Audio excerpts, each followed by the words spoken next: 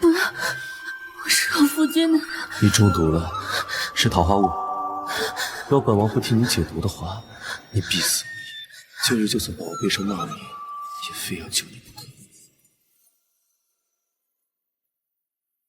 等等，我重生了。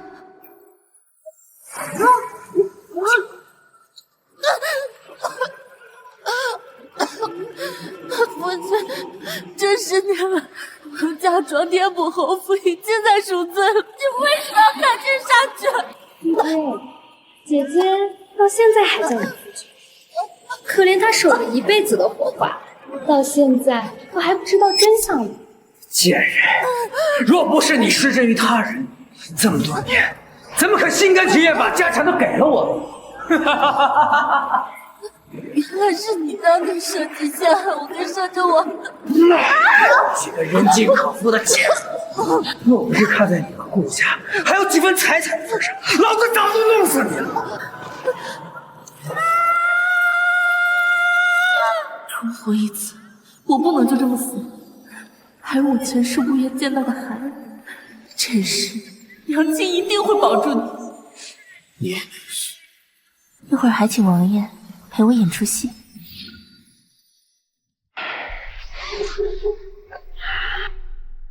世子，事情成了。好，等捉了奸，我就可以威胁摄政王助我承袭爵位。而顾南这个女人，以她的性子，肯定会为我文昌侯府做牛做马。到时候，这顾家的财产也全是我们的。一箭双雕，走，捉奸，走。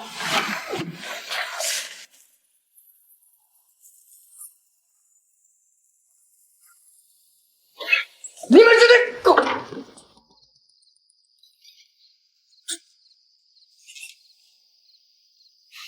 么回事？难道是这种？这不可能！你是不是欺负我夫人了？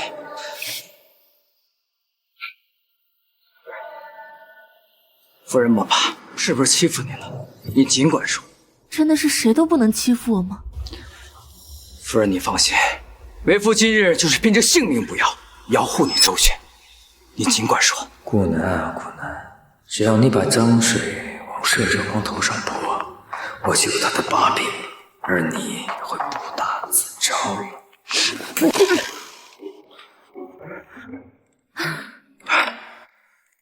我护着你，你为什么打我？就是世子你在欺负我呀。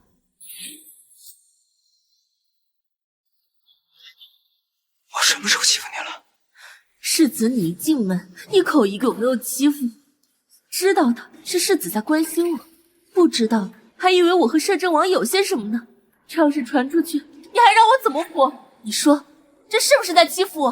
夫人，你误会了，我只是一时情急，这才口不择言，你不要生气。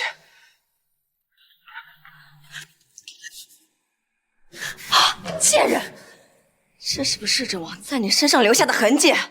证据确凿，我看你怎么开脱！原来如此，顾南，你这个淫妇！摄政王，纵然你身份尊贵，也不能这般欺辱我儿媳妇吧？来人，备轿！我要进宫找太后娘娘评评理，是不是皇室子孙就能随便入人家后院睡人家女眷？戏，本王和你演完了，现在还是不需要本王帮忙吗？这世上可没有本王护不住的人。好啊，那就备2顶轿子，我与婆婆一起进宫。你进宫做什么？还嫌不够丢人吗？你这不知廉耻的东西！我也想让太后娘娘给我评评理啊！试问是哪家婆婆当着外男的面，扯着儿媳妇的衣裳？还有我这身上的红疹，婆婆，你明知道我对花生过敏，还派人送了这么多花生，这不是故意让我难堪吗？那今日就进宫，跪求在太后娘娘面前，准许我与世子和离。不行，不能和离！世子既然不相信我，为什么还不同意和离呢？你要是和你的家当走了，就我们侯府剩下的财产，不出半个月就可惜被封了。夫人，一切都是误会，我跟母亲刚才是担心你，一时间就说错了话。夫人，这和离的事儿可千万不能随意说出口。你忘了我们当初的商判时？其实我们自己家关了门，怎么样都好。只是今天让摄政王看了笑话，我也与摄政王讲了好多你的好话，希望他能扶持你袭爵。王爷说可以考虑呢。是真的吗？你真的答应帮我成爵？本王原先是看在顾南的面子上同意的，但细看下来，发现你行事冲动，不可让。这想着袭爵的事，还是算了吧。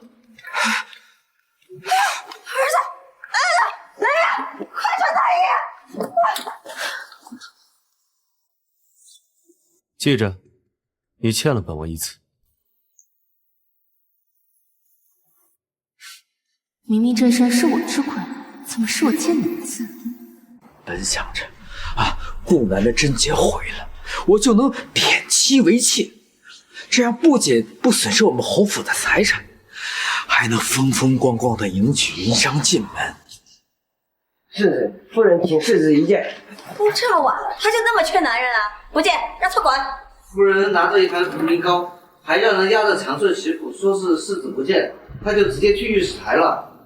茯苓糕，该不会顾南发现了吧？你没安排人将剩下的茯苓糕收好，还有长顺媳妇这个证人，你还没处理啊？现在是不能让顾南去史台，不然你儿子成爵的这事儿就彻底没指望了。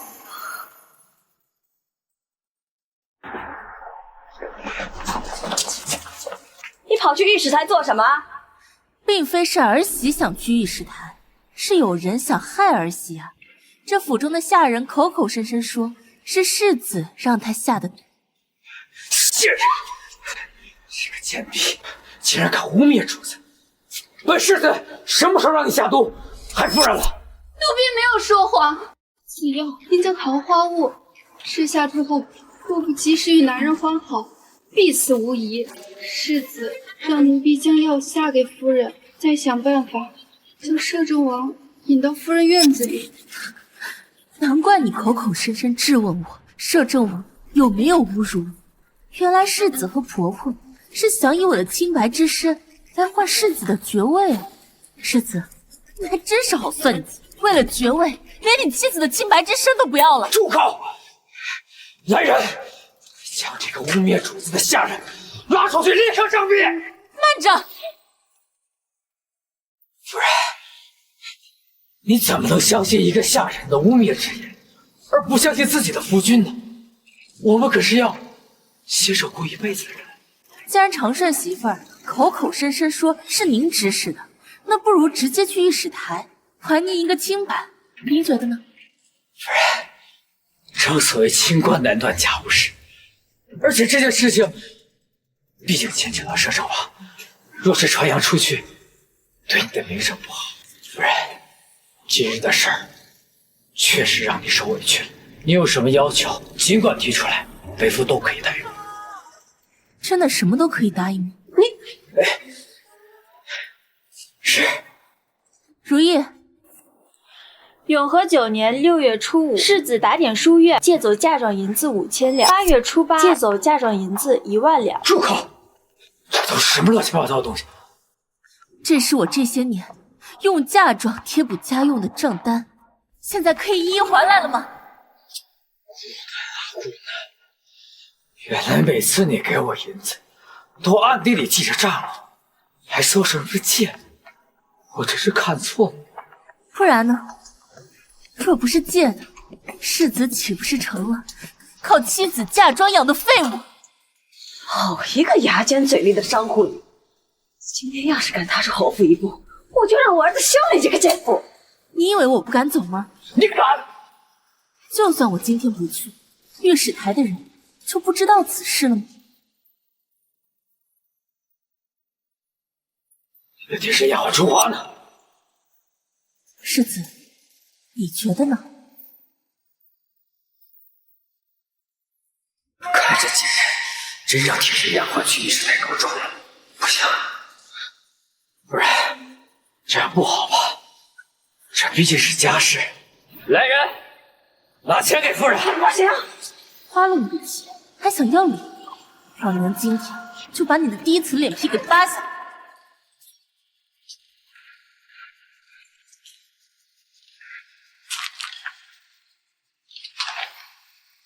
从今天起，侯府的一大半都是我顾南的，你们就搬去偏僻的那个小院子。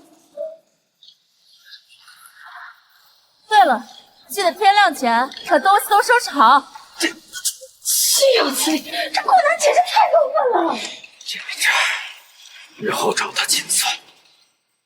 怎么可以留下长顺媳妇儿？顾南跟以前不一样了，我们要留也留不下来。哎呦，那可怎么办呀？母亲，你放心，这把柄我不会让他留下来的。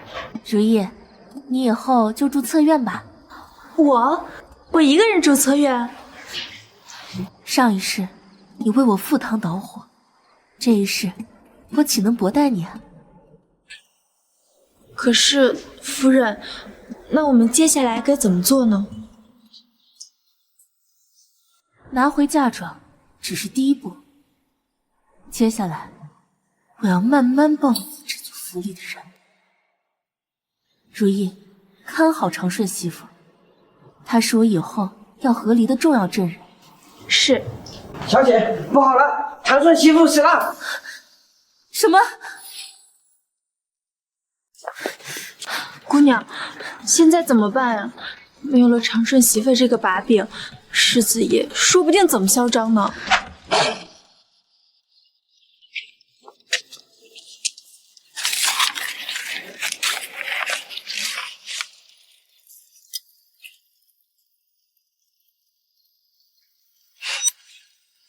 我说王爷，您就这么眼巴巴地望着世子夫人，不知道人还以为……闭嘴！不准叫世子夫人，叫姑娘，懂？懂，奴才都懂。男人的占有欲嘛。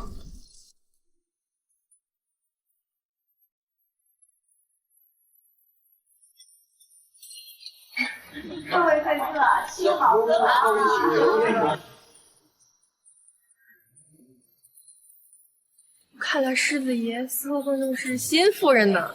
在这后宅里，什么人都是虚的，还是得看主子更偏爱谁。侯府可真没规矩，迎娶您这个正头夫人的时候，说是热孝期不宜大办，让您寒酸的进了府，如今却弄得满城皆知。他们这么明目张胆的欺负您，咱们就这么认了？前世欠我的可不止谢和母子俩，这孟云商不进府，我怎么将这些贱人一同收拾？如意，今天这场婚事，好戏还在后面呢。走，我带你去看热闹。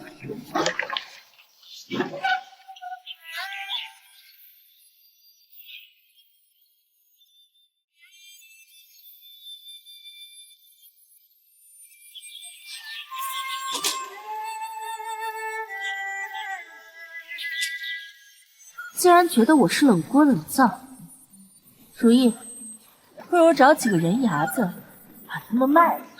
夫人，我们错，你放我们吧，夫人，我们知道错了，求你不要卖我们，夫人。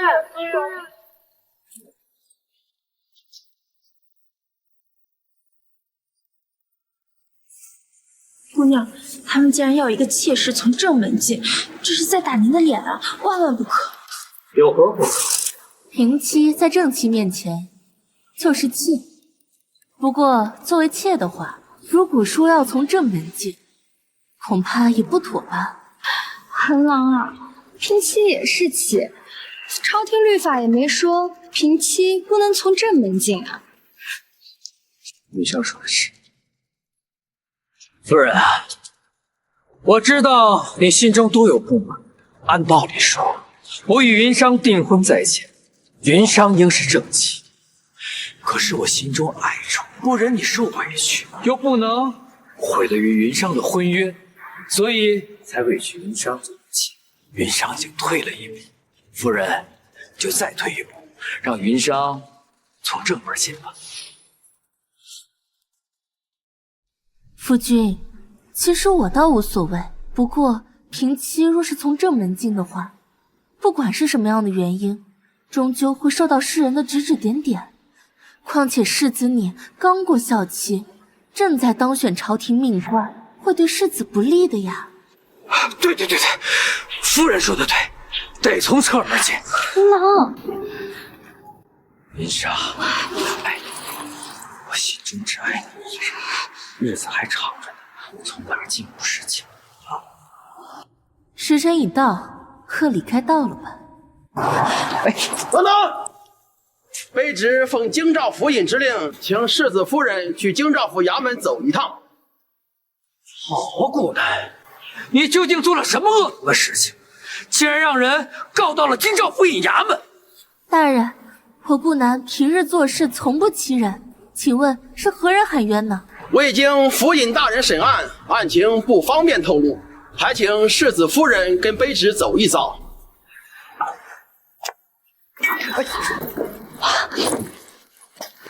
世子，那您觉得呢？我怎么知道你做了什么恶事？既然府尹大人传唤，我们侯府应当配合，你就随着衙役走一趟。世子能否陪我一同过去？我一个妇道人家，也没什么见识，若是在公堂上说错了话，我怕连累侯府和世子。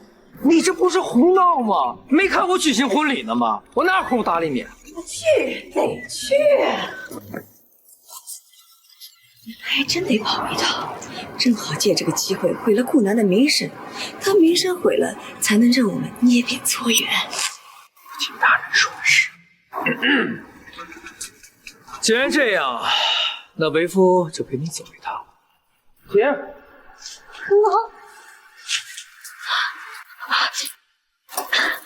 好你个贱妇，往后的日子还长着，走就行。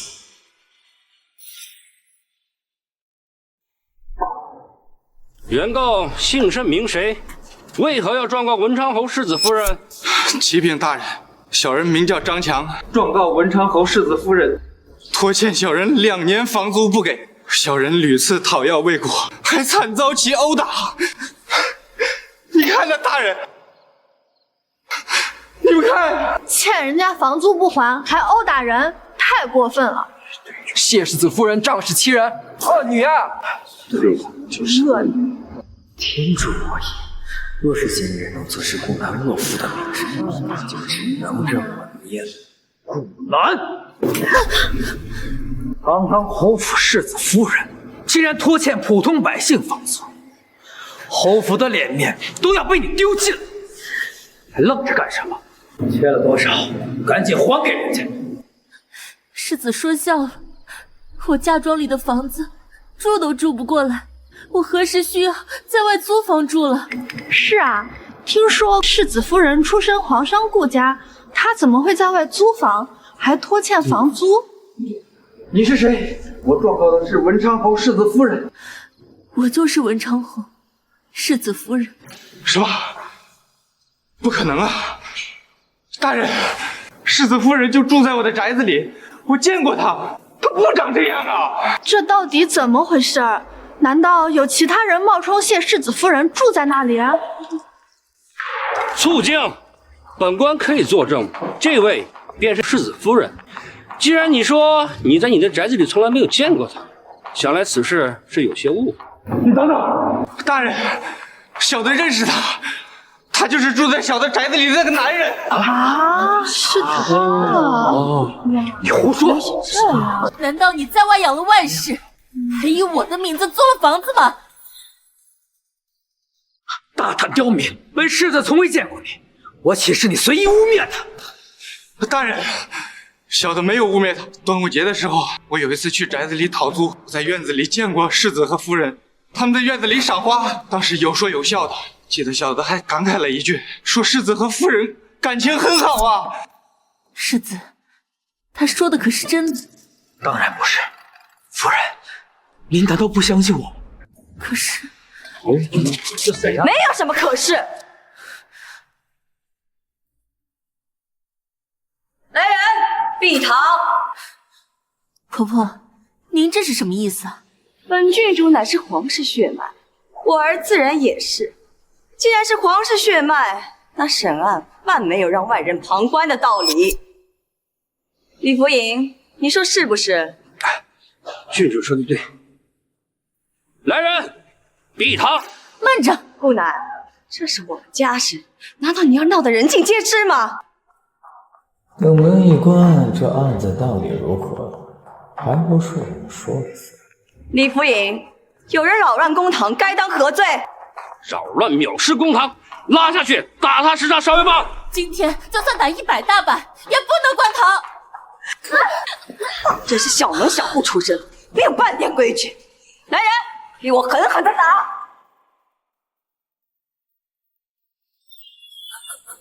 儿子，我的孩子，让为娘这一世无法保住你，可是这次为娘也无法护住你。那为娘就和你一起去死，不管来世再做母子。慢着！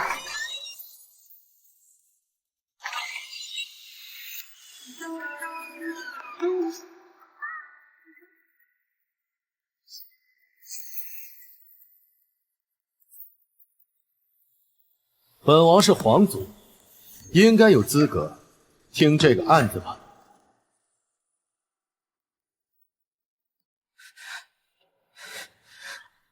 本王听说这里有热闹看，本王过来瞧瞧。本王可有资格？您自便。既是皇族，就应该为百姓做出表率。谢恒，你若没有做出什么亏心事，何必关门听审呢？李府尹，你说呢？是。出什么事了？今日有人状告文昌侯世子拖欠房租，但我从未租用过任何房子。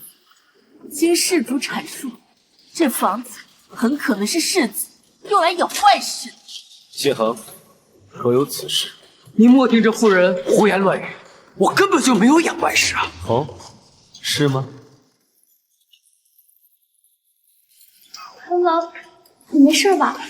你怎么来了？那个，我不是怕夫人连累你，担心你吗？夫人，原来你在这儿。您跟世子在小的宅子里住了4年，却只给了2年房租啊，夫人！你个贱民，别胡说，我没有。夫人呐，你可不能抵赖呀，夫人！你给我住嘴！你要房租，你找下人去要，你找我做什么？这不是谢世子要娶的那个平妻吗？我当什么身份？原来是世子忘不掉的老情人啊！不是，这自古以来哪有抬外室做平妻的道理的？住口！本世子的家事，岂容你们胡言乱语？这话错了，皇族受天下人供养，就应该为天下人做出表率。谢恒，你身为侯府世子，先是利用原配名义偷藏外室，拖欠房租，竟然还要抬举宠妾做平妻。谢恒，这般做法，你可曾考虑过皇族的颜面？这些年，我顾南掌家从未出过错，还不时用嫁妆贴补家用。可我不明白你为什么要骗我。既然你是真心喜欢他，为何要和我许下一辈子的誓言？如今执意要立外室为正妻，将我和侯府的颜面置于何地？万万没想到，偌大的世子府竟要靠夫人嫁妆补贴。全家联合起来欺骗世子夫人，以外室为平妻，这堂堂世子府真不害臊！对，就是这。谢恒，你可都听到了？今日侯府如此大阵仗娶平妻，简直等同于宠妾灭妻。要是传到陛下耳朵里，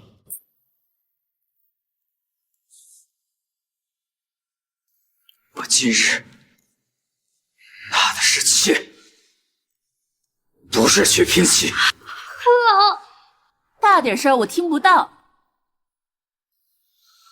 本世子今日纳的是妾，不是去平妻。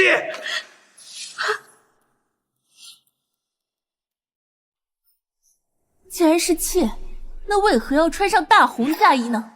对呀，谁家妾会穿大红色啊？是啊，当我们是瞎子呢。对，糊弄谁呢？吓走玩意儿！都说是妾了，谁觉得你穿的大红衣？你说你安的什么心？对不起，我错了，还不快滚！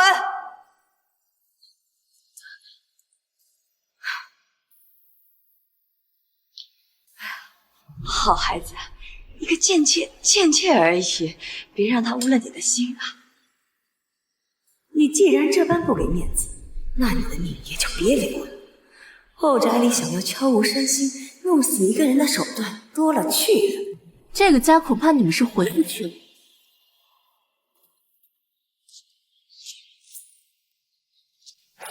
这你不是死了吗？你怎么还活着？来者何人？奴婢是世子府的下人，今日前来，一是自首，二会报官。你闭嘴！不要听这疯女人胡言乱语，她就是个疯子。让她说。奴婢不该受世子蛊惑，对夫人下毒。她绝对是污蔑我，这个贱婢，竟敢污蔑本世子！奴婢有证据。够了！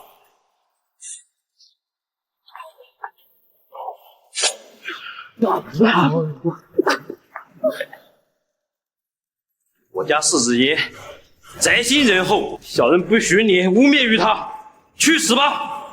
这可怎么办？你可真歹毒！大胆，竟然敢在公堂上行凶杀人！说，受何人指使？无人指使，同为下人，我看不惯这个贱人污蔑主子。既然这个小厮口口声声说是为你这个主子杀人，如今他已死，那是藐视公堂之罪，不能效。李福尹，藐视公堂，该当何罪？本王在问你话呢。重打50大板，还不执行？来人！大胆！你们谁敢动手？谁敢打我儿子？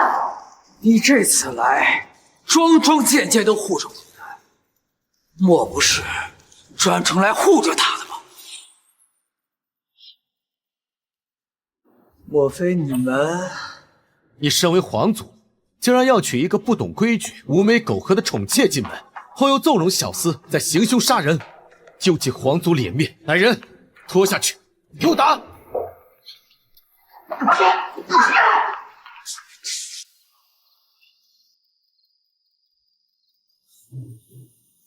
记着，你又欠本王一次。今日多谢殿下出手相救，此次恩情，顾南今生难忘。只是感谢。对，只是感谢。可是本王要的，从来都不是感谢，而是春去秋来的茂盛，却遮住了黄昏。寒夜上，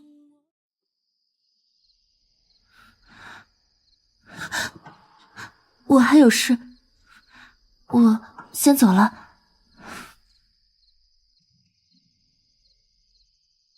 你什么时候才能明白本王的真心用意？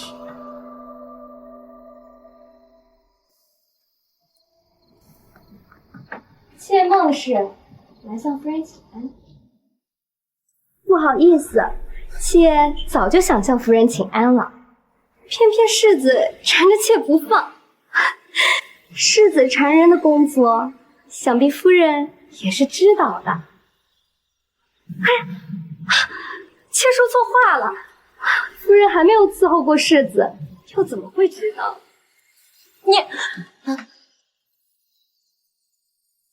不就是想进茶吗？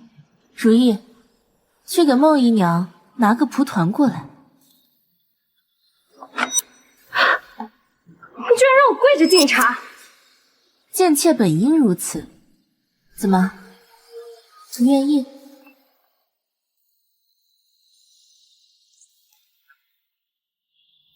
章，你在这儿吗？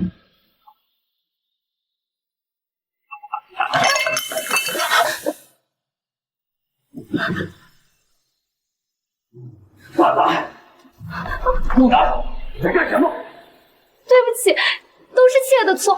若是夫人不满意的话，别说是烫伤妾的手，就算是划伤妾的脸，妾也是不堪有怨言的。医生，你没事吧？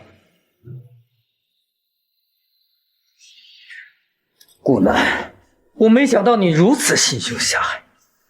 云裳昨夜不过是侍妾，你居然忍心泼茶烫伤她的手，你简直没有人性！这茶不是我们姑娘泼的，是她自己打翻的。住口！还在狡辩，顾南，你可知罪？身为世子夫人，有此善行，此乃大罪。今日为夫就要好好教教你什么是家规。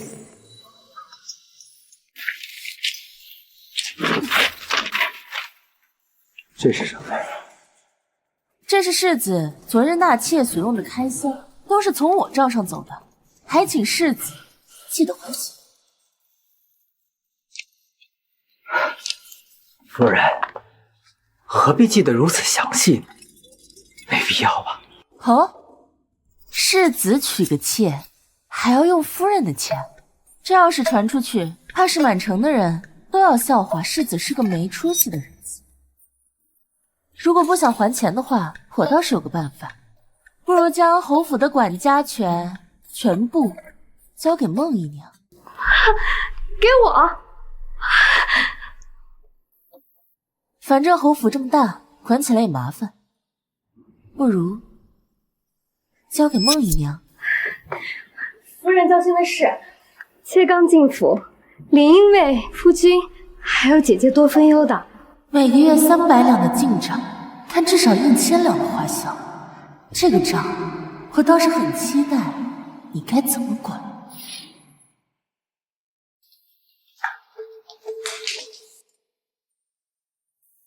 姑娘这是在盘账？没错，我们不会在侯府待太久，想要合理，就要先拿回长在侯府大管事手里我们顾家的资产。世子夫人，这么急叫我等前来，可是有何要事呢？没什么，就是清点一下这半年来的账务，以免出现什么差错。哎呦，这话让您说的，有我赵掌柜管着，能出什么差错呀？对了，还有一件事，从今天起，每个月的账本都要向我一一汇报。这个嘛，我们之前呢都一直给世子大人汇报，夫人这突然改了规矩，不知可否给世子大人商议过呀？笑话，这是我顾家的作坊，当然由我顾家人做主了。你这话是什么意思啊？我等可都是世子亲自定下来的人，夫人这么做是质疑我，质疑世子了啊！是哎呀，你们也觉得我应该和世子商量吗？夫人这样做事，就不怕众叛亲离吗？说得对，众叛亲离，真是笑话！你们几个吃里扒外的东西，要我跟你们一一说明吗？来人，给我往死里打！哎呦！作坊的油盐酱醋、柴米油盐进价，虽然比市价低，但却比批发价高2成。我顾家本身就有粮油铺子，进价只会更低2成才是。这里外里多出来4成。曹掌柜，你是喂狗了吗？虎皮、豹子皮、狐狸皮等炮制的失误率一般不足1成。顾家老工匠多，手艺也好，这半年失误率却达到了3成。宋掌柜，这2成也是让你喂狗了吗？赵掌柜，茶楼上好的雪顶棉花，一年产量不足3斤，我们一个作坊进货就3斤半。那你告诉我，顾家进贡到宫里的棉服是什么？我这账册记录的不是账，是要害我们顾家掉脑袋的送命符。夫人，你竟然什么？你们是不是以为我一个深闺妇人，看不懂丈母糊弄我？我告诉你，今天别说是打你们，就是把你们送到衙门，看你们能活着出来吗？夫人啊，小的再也不敢了，你就饶命啊！夫人，你就放过我，别再打了啊！夫人，饶命啊！夫人，饶命啊！算了，别打！我们顾家用人的原则就是一次不忠，终身不用。来人，把他们顾氏的衣服扒下来，连人带衣服扔出去。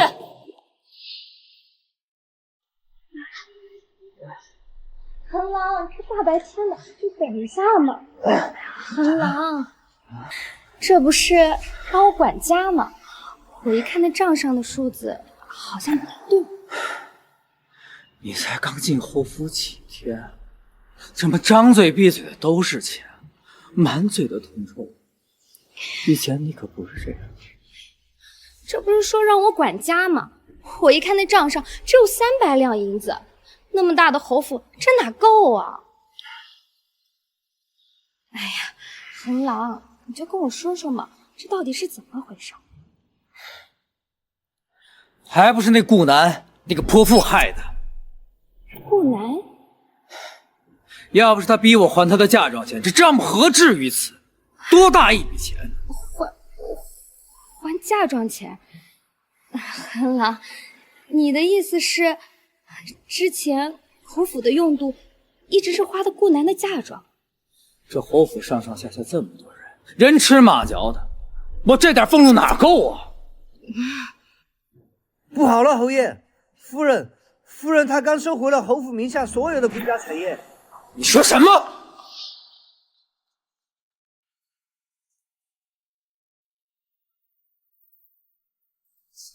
你在干什么，顾南？这些本来就是顾家的产业，我只不过是清理了几个蛀虫。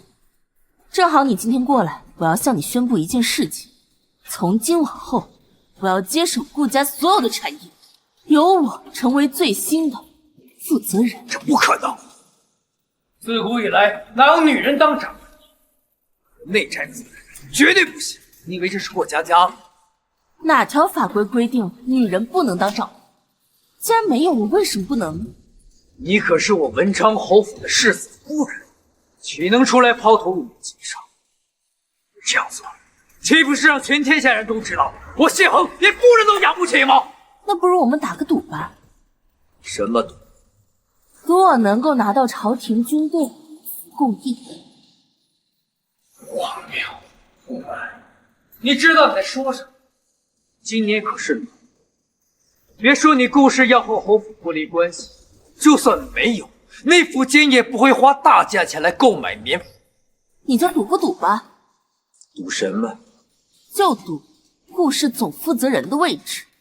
如果我赌赢了，从今往后我的事情你不要插手；但如果我输了，说明我顾南没有这个本事，愿赌服输。此话当真？白纸黑字。好，我就不信你有这本事。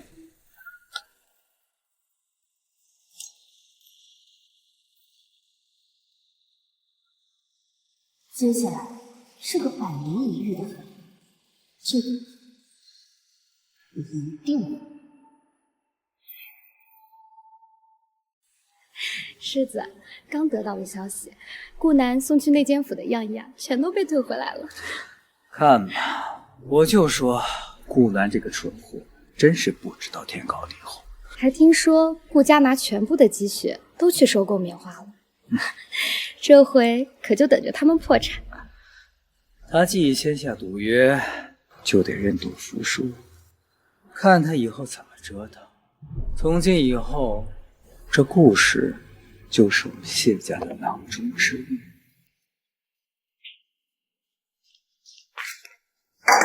掌柜的，3日期限已到，欠我们棉花钱是时候还了，别以为我们农民好糊弄。我告诉你，今天我就是要拿回我的血汗钱，天王老子来了也没用。是。几位，钱我一定会还的，但是能不能通融通融，宽限几天啊？呸！我们之间还有的商量吗？夫人呐，既然是咱顾家商号欠了人家的血汗钱，那就该拿东西抵债呀，是不是啊？是啊，让我们把这顾家商号值钱东西都给他搬走，抵他们债。好。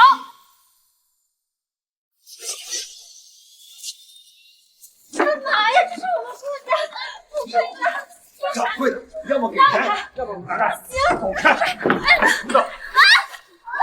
姑娘。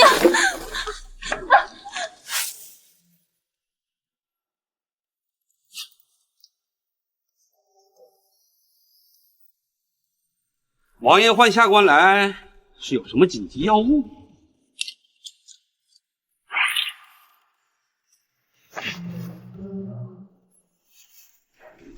你看，这就是你们内府监为边关将士所准备的棉衣。这种棉衣，连京城的冷都无法抵挡，更别说戍守边关的将士。你这是要把我们大秦将士的命白白送给异族吗？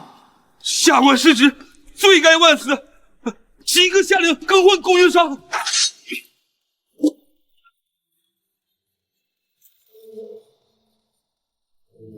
来时记得做个聪明人。是吗？你们不能拿，这是我们顾家，你们不能拿走。大胆！光天化日之下，竟敢明抢！不是啊，王爷，是顾家商号买了我们棉花又不给钱，我们实在是没有办法，只能拿东西抵债了。是呀。他说的是真的吗？暂时是。去吧。顾姑娘，我是代表内府监来跟顾姑娘谈笔生意。前任内府监监正采购的棉衣都是些残次品，根本无法为将士们御寒。这段时间天气越来越冷，时间紧迫。内府监想跟顾家商号购买一批棉衣，不知顾姑娘意下如何？没问题，顾家前段时间刚采购了大批棉花，一定会如实交付的。这是定钱。太好了，这下顾家有救了。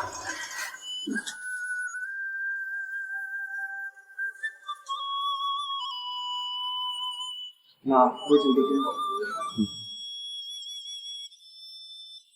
赵掌柜，留步！来人，将他的经脉全部挑断，流放岭南。是。走开！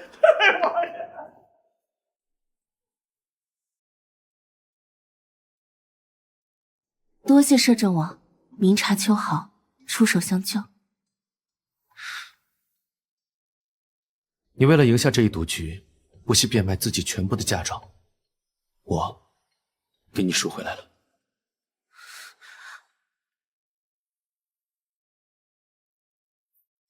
谢谢。只是感谢。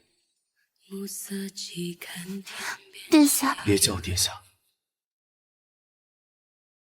松手！不松。不行，我可是有妇之夫。本王从不在意这些。那你在意什么？本王在意的只是你的心意。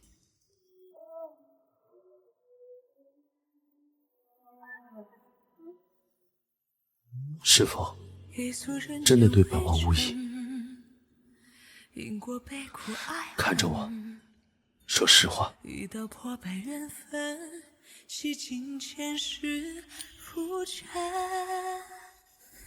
松开我，我还有事儿。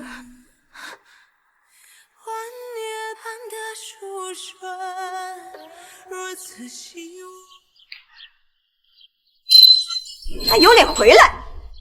怎么了？还好意思问？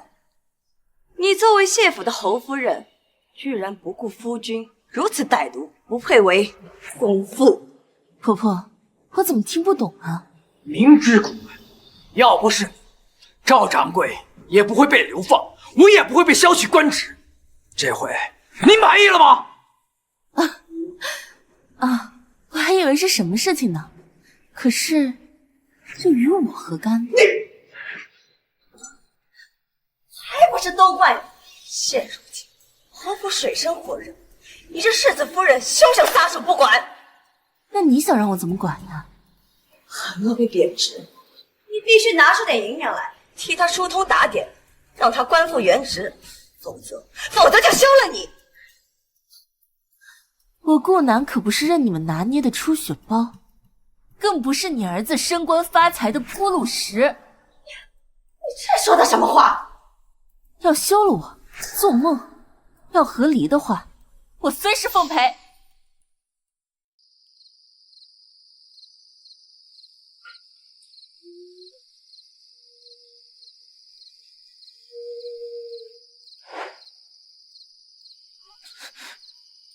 怎么回事？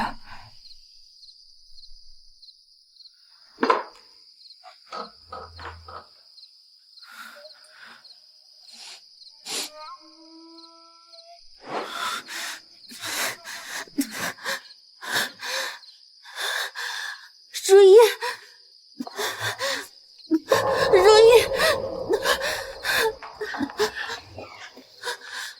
不用想，外面的人已经被本市集打发走。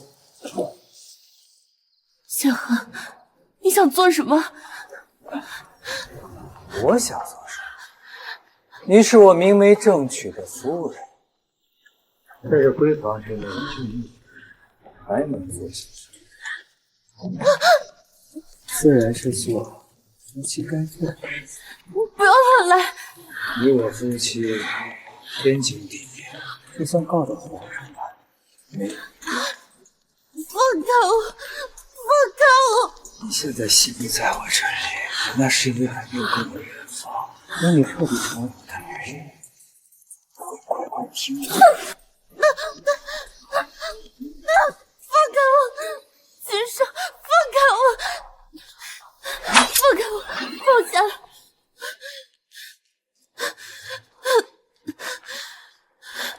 我警告你，离我远一点！休想得逞！试试不就知道了吗？不行，这样下去会伤了孩子。快醒醒，醒醒！你离我远一点！你就这么不喜欢？我可是你夫君！你不配当我的夫君！想得美！我告诉你，你生是我的人，死是我的鬼！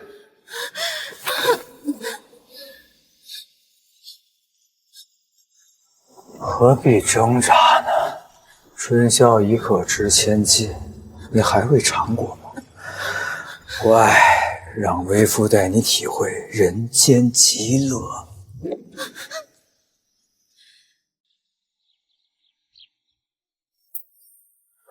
不要！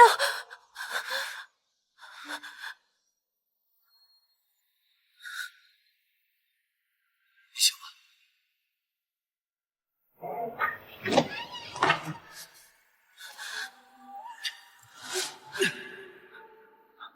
顾南，顾南，是你救了我。都这么大人了，怎么会落入这种圈套里？你让本王怎么放心让你一个人呢？为什么每次遇见都是我最狼狈的时候？幸好是本王，不然你这副模样，还想给谁看？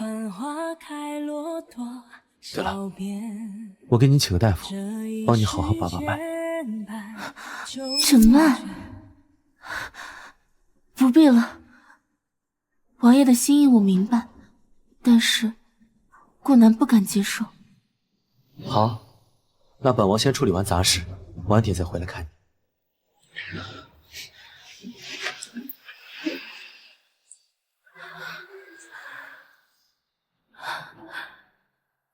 不能让他发现我肚子里的孩子。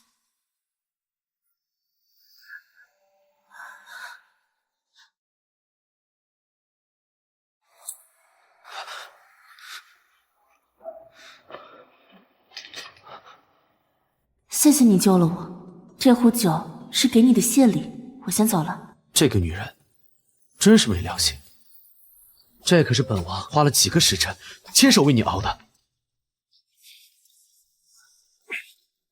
来人，来人！去派人偷偷跟着那个女孩，别让她再受欺负。还会有这么多痛苦是什么？臣敬太后一杯，这可是某人特意为臣所酿的。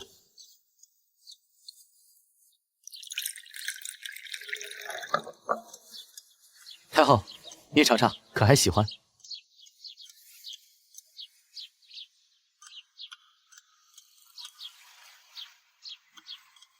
如何？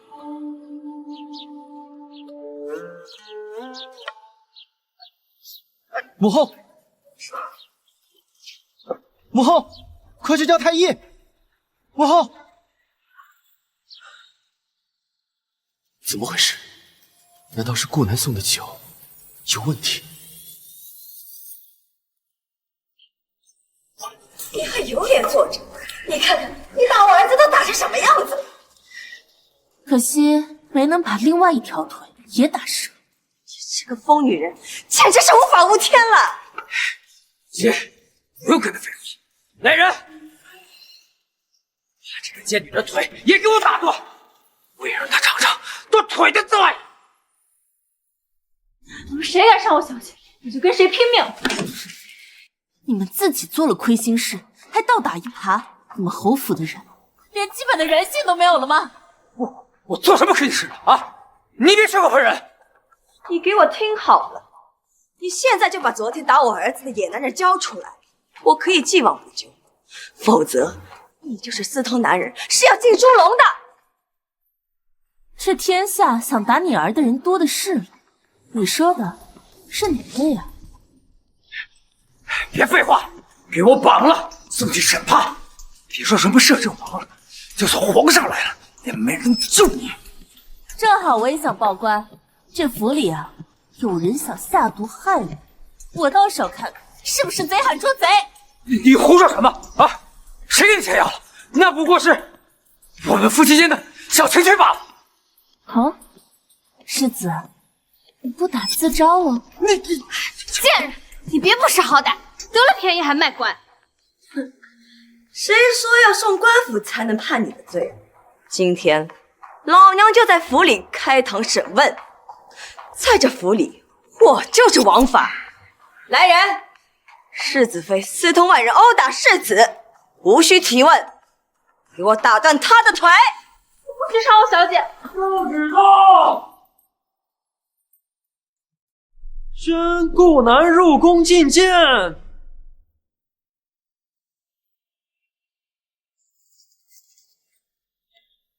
好端端的让他觐见做什么？不该问的别问。若不是夫人在外惹了什么麻烦，惹了陛下不高兴。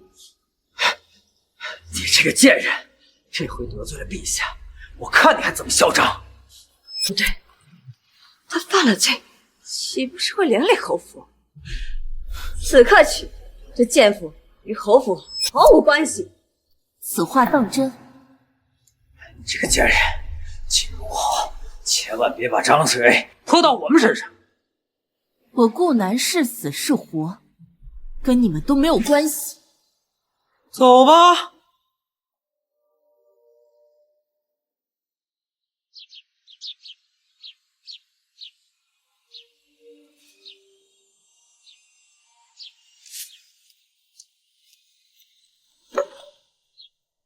喂，侯府顾南，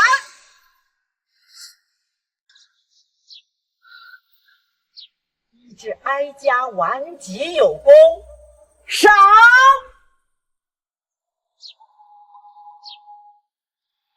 快起来呀！这酒是你酿的？是。这酒啊，有奇效，哀家喝了，没想到竟然医治哀家头疼的顽疾。这病啊，宫里多少太医都瞧不好，竟是被你给治好了。哀家得赏，就赏你这酒。往后作为御用特供，你顾家被提为京城皇商。多谢太后。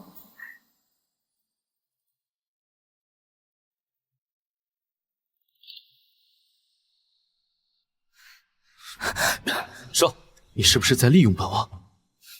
利用你什么？那酒是不是你故意留下的？你知道太后嗜酒，你猜测本王会献给太后？回答本王。痛！别动！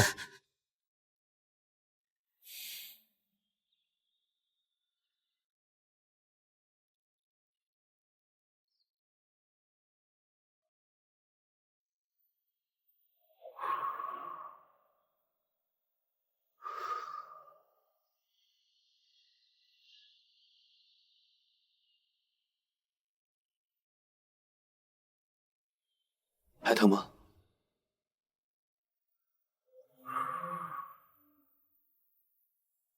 我先走了。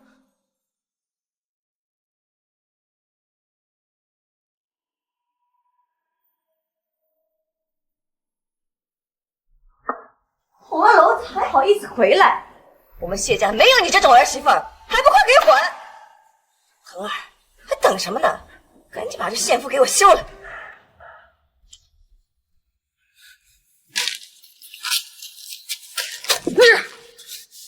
要休了我不可能，断绝关系的话，那就和离啊！你别欺人太甚！是你在欺人太甚吧？现在觉得我没用了？好啊，那就和离啊！夫君，莫气。罢了，恒儿，让他和离。他要是再不滚，我们侯府的整个气运就被这晦气玩意给拖累了。来吧，就听母亲的。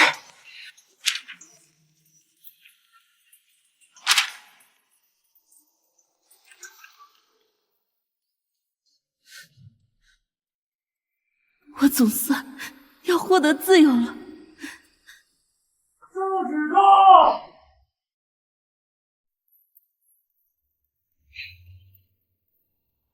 传太后懿旨，赏赐顾家黄金1000两，锦缎100匹，明珠一谢，特赐顾家100年第一皇商资格。此后宫里用酒由顾家特供。臣女接旨。谢太后。你不是被罚的。100年皇商，他这不是赚大了？恒儿刚跟他和离，岂不是亏大了？另宣太后懿旨，还有旨意，顾氏之女顾南不得与谢恒和离，2人须夫妻和睦。臣谢过太后，臣一定遵旨。为什么？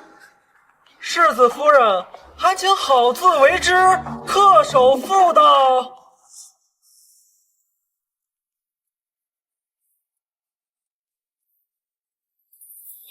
岂有此理！顾大人不守妇道，小小商户女竟敢攀附哀家的燕儿，真是岂有此理！岂有此理！走吧。我不行。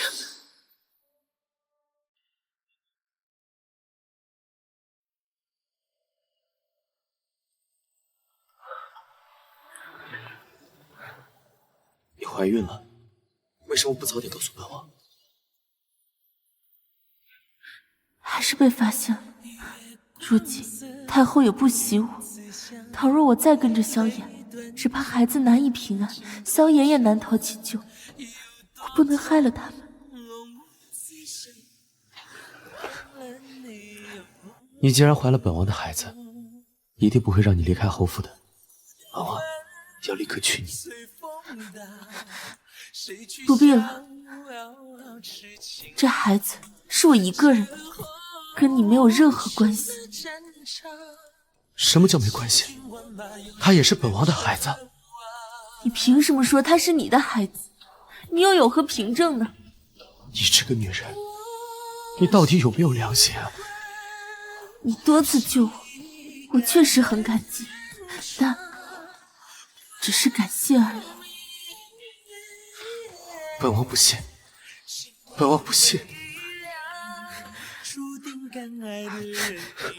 你还信不信？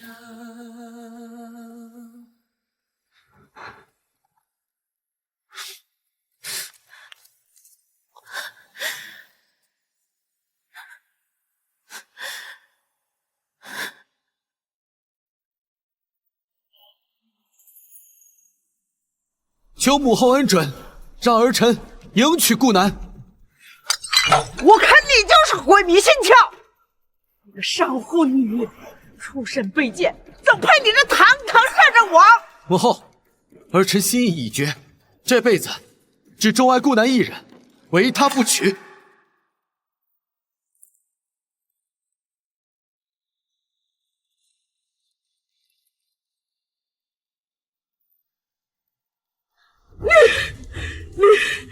你这是要气死哀家吗？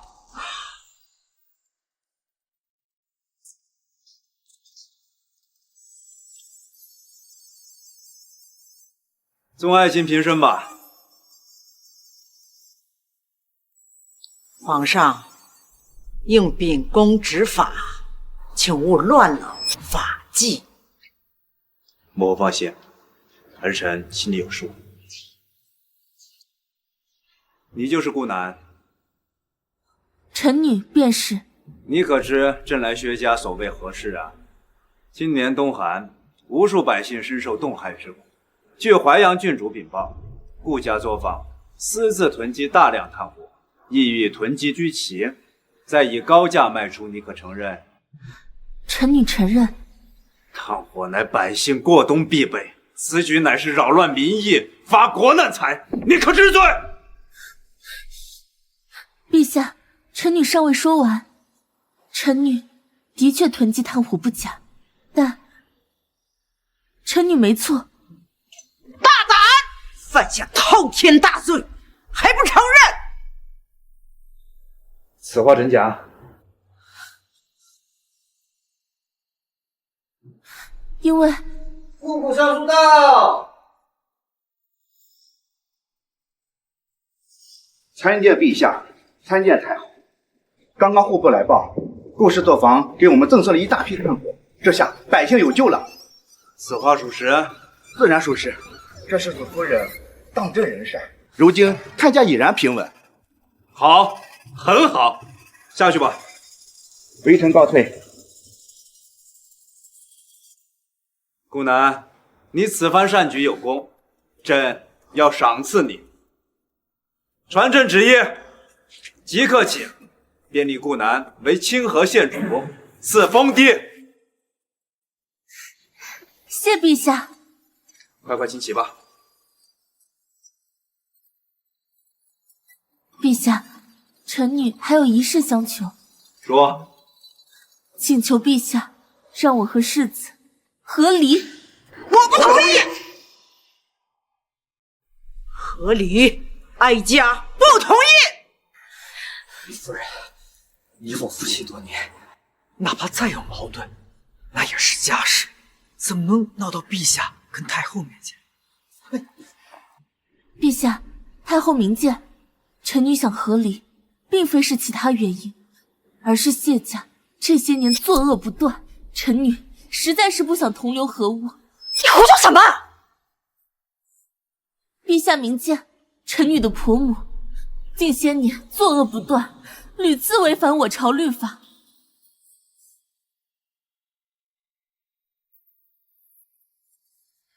这是婆母在民间流放印子钱的罪证。你这是从哪里搞来的？还有世子和婆母多次给臣女下毒，世子更是为了掩脱罪行，在衙役当众杀人，此乃都有证人。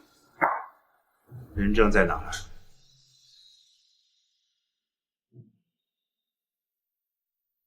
人证在此。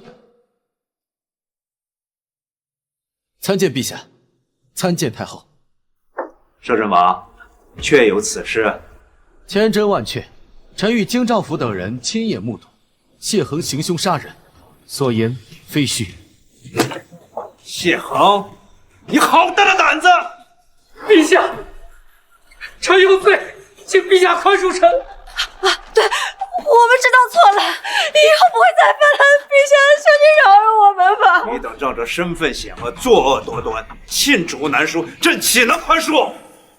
传旨，褫夺淮阳郡主所有封号及诰命，剥夺谢恒一切官职，贬为庶人。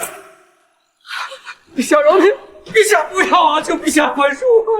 拖出去，别脏了朕的眼。皇上。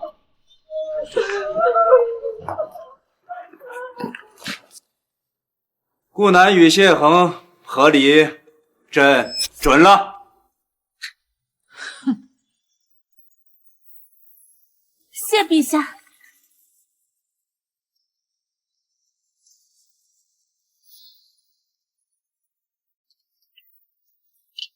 多谢皇兄帮忙。太后那边，依朕看，莫不如让朕直接赐你跟顾南成婚得了，省得朕的摄政王整日魂不守舍。谢皇兄好意，可我还是希望等到他亲自同意的那一时，在10里红妆迎娶她。怎么又输了？再来一局。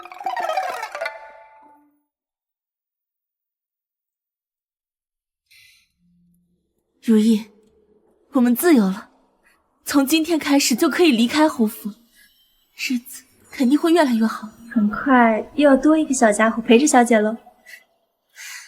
行了，快去收拾东西吧。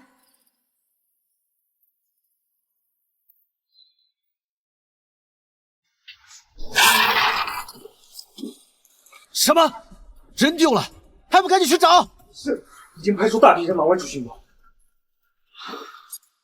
顾南，你千万不能有事，一定要给本王好好活着。贱，你把我们害得好惨，今天我就要让你付出代价。你不要乱来，如果我死了，侯府所有的人都得陪葬。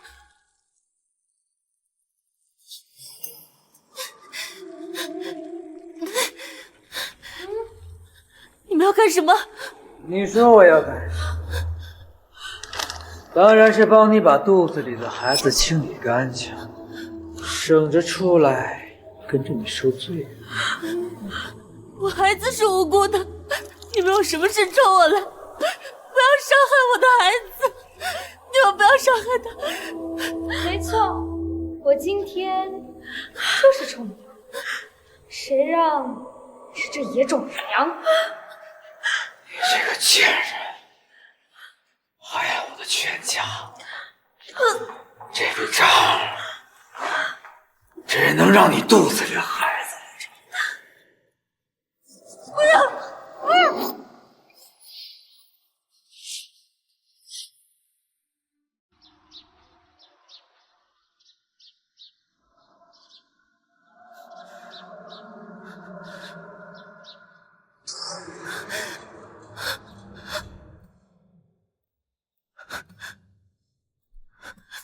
孩子，是娘亲对不起你，娘亲一定会为你报仇，血债血偿。小姐，你终于醒了。如意，侯府他们那帮人把我的孩子……小姐请放心，小少爷安然无恙。啊！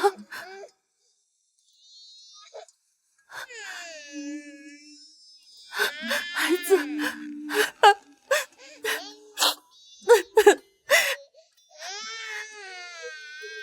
如意，这是怎么回事？这全靠王爷及时相救。来人，都给我带下去！你们是什么人？贱人！我告诉你，我会诅咒你的，你不得好死！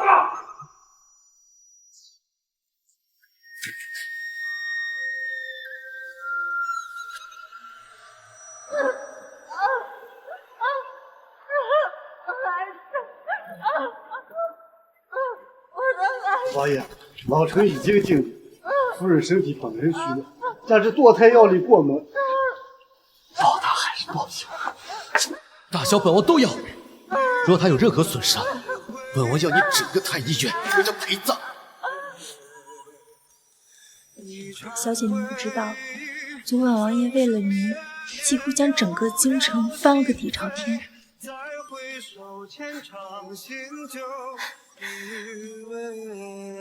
原来如此。圣旨到，传陛下谕旨，赐摄政王萧燕与清河县主顾南大婚，永结同心，白头偕老，钦此。